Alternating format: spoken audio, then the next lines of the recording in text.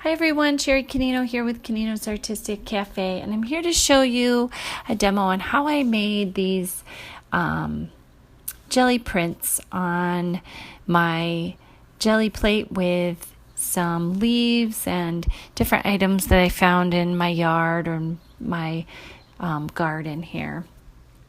So I have just like a variety of different things that I clipped off or pulled out of the woods that I have in the back, some Japanese maple leaves. I have some nice hydrangea leaves, that a piece of my arborvitaes. The hydrangea leaves have really great texture. They're really, especially on the back. So those make really great prints. Anything you can find is perfectly fine. You can even use grass, so anything will work. Just, use your imagination and grab some things. I'm going to be working on the 8x10 jelly plate, and I'm using some deli paper. Just want to be sure that with the wax deli paper that you use the wax side up and the non-wax side down. Any kind of acrylic paint will work. I use heavy body acrylic paint. I have a variety of different brands that I'm using. Just take your brayer and pick a couple of colors and roll it out onto your jelly plate. And then just take your leaves or grasses or whatever it is that you chose, and here I'm showing you that I just took a blank sheet of deli paper and just rolled off my brayer onto it. So I'm just going to add a variety of the things that I picked up and to try to get some nice prints. And this first one you'll see, I actually added probably a little bit too many. Didn't leave a lot of space to really get a lot of paint on there. Use your brayer, use your hands, press in between. The deli paper works nice because it's a little more giving than if you used a cardstock or something a little bit thicker. It kind of, when you're using leaves or anything that has like a branch in it that might be bumped up a little bit, the deli paper works really, really nice because you're able to kind of mold that over the items that you're trying to get a print of. This print turns out nice, but it's a little bit light. If I had like a base color on it, really would have popped.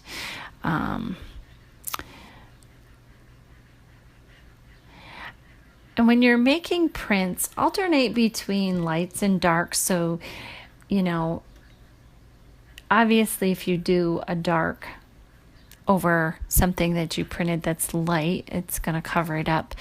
But you're still going to get some of the spaces that weren't covered popping through, and it's a nice contrast. Gives you a really good print. These are some leaves that I found when I took a walk at the park the other day, and I love how they look. So I'm using the sheet that I had originally wiped my brayer off on to get my first print here. So the bottom layer is like the light green that I used, and then the top. See how that print turned out really nice, because you get the nice contrasting colors. So I take a ghost print of this because I want to be sure when I lift the leaves up that I get a nice clear print of just the leaves and not the other spaces that had paint. Even the leaves look really pretty. Could you imagine if we had leaves all that color? Well, I guess we do in the fall. So this was my original print. You can see it through the deli paper. And see how nice that made that pop on top. So you get a really nice contrast from dark to light. This next one I do is, it ends up being a little bit light. I use like a powder blue and a lime green, and it actually ends up being a little bit lighter than I had anticipated. So I was struggling to find a dark sheet to print on and just kind of had to wing it. But these are my hydrangea leaves, and then this is I think that's the piece from my autumn cherry. I don't really have a good close-up of it, but the autumn cherry has some really good like jagged edges on the leaves that give it a lot of nice texture.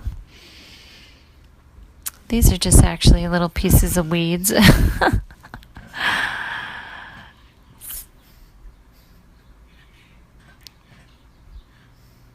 if you hear my dog breathing in the background, that's, for those who might not know, I have 4 pugs, so they're always somewhere breathing in the background. So that came out kind of cool. This print didn't come out as fantastic as I had hoped. I had to go searching for something that had a dark background, and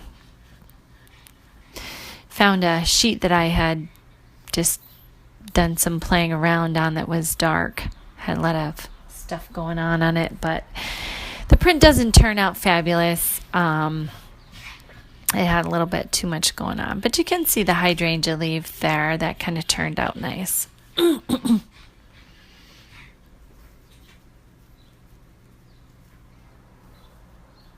So here I have like a crimson, and that yellow is the lemon yellow from, it's the Dina Wakley heavy body paint, which I really do love the colors that she has of her paints. Add a little more yellow because that's a little more red than I really wanted. So here I have a little more yellow, and it comes out of what I think is a much better orangey red color. Here I've got a piece of my arborvitaes, and I thought maybe the berries would come out in this particular print, but they kind of they didn't really turn out that great. Here's some of these little tiny leaves that I pulled off of this, I don't know, this viney thing that I found in the woods, and they turn out really cute, but they're kind of, because they're so small, they're kind of one-time use. So once they get saturated with paint, they kind of end up sticking to your paper, so they don't work as good. Just kind of rub your brayer in between all the little sticks, and that turned out kind of pretty. I like the detail that the piece of the arborvitae gave there. Kind of, I'm thinking Christmas time, maybe use a piece of that and do something Christmassy. I know right now Stencil Girl's doing Christmas in July projects, so you should check them out. They have some really cool things going on. And that print turned out pretty good. So see, I'm trying to pick these off without messing up the little. This is one of the original prints that I did. And again, it's really all about layering. So you just want to keep going. You get a couple of prints that maybe you don't really love, just keep going over them, contrasting light, dark, I'm kind of really in love with this like lime green right now, as you can see, and so I use it in a lot of the prints that I was doing. And I don't know about you guys, but I totally can just I rolled my brayer off onto that one sheet that had the darker print on it.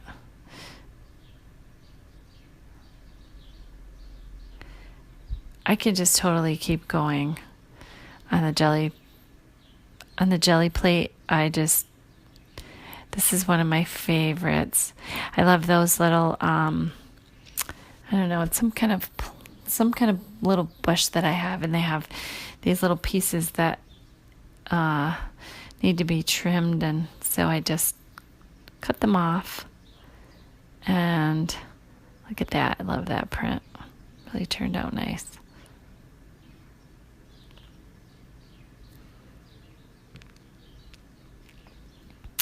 So now I'm looking for something else to print this on. So I'm going to try that one sheet that didn't turn out so good the first time. And again, it's really all about playing.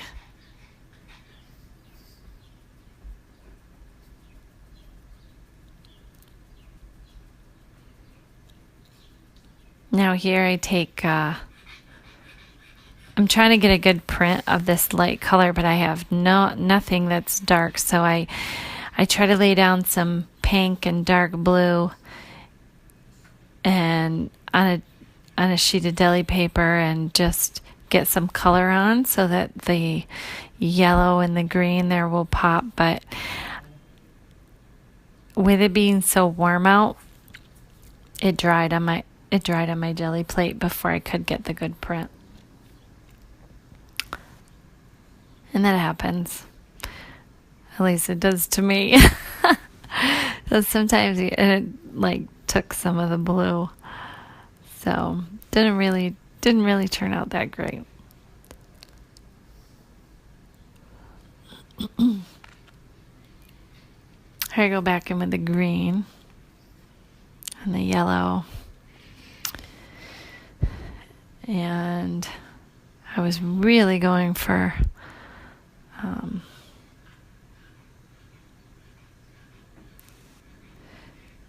taking that blue, and I'm rolling it onto that other sheet. I really wanted more of a yellow, but it kept turning green on me and getting dark because of the blue underneath.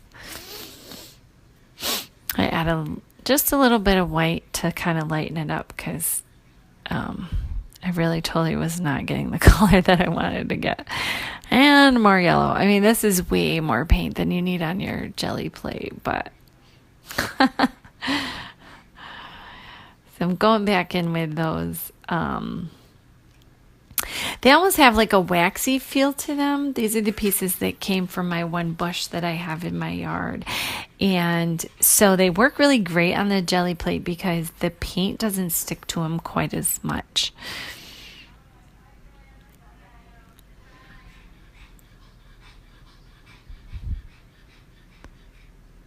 So I'm trying to get those back on and get another print there. I didn't show you that fast enough, but when you speed up the video so that it's not so like deathly long, it kind of, so that didn't come out really. But wait till you get this one. So this is that blue sheet I tried to originally get a print on that just didn't turn out. This turns out pretty good. I got nice contrast there. And you can use, you can use scrapbook paper, you could use white paper, you could use copy paper.